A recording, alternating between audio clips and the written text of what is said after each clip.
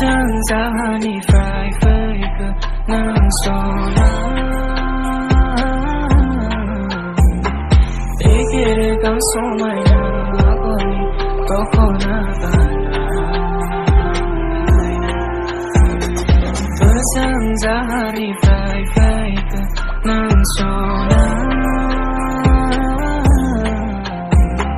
이길을 강소마이나 아버니 또코나바나 다음이나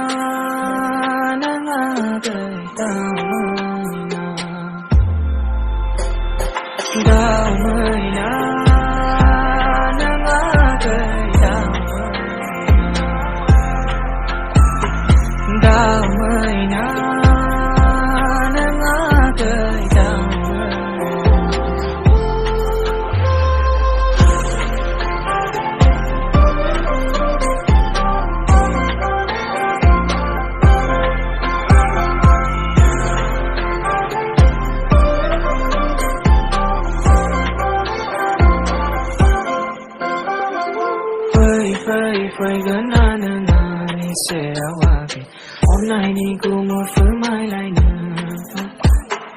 sớm khơi số mai na mi tình gan mi cảm xúc bây giờ đã đi bắt ban ai giờ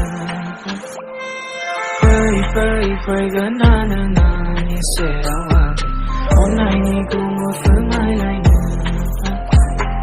sớm khơi số mai na mi tình gan mi cảm xúc bây giờ đã đi bắt ban ai giờ bữa sáng ra đi phải phơi cơ nắng sona 얘기를 강소마이나 아버니 또 코나가 bữa sáng ra đi phải phơi cơ nắng sona 강소마이나 아버니 또 코나바나 다음이나 난 아들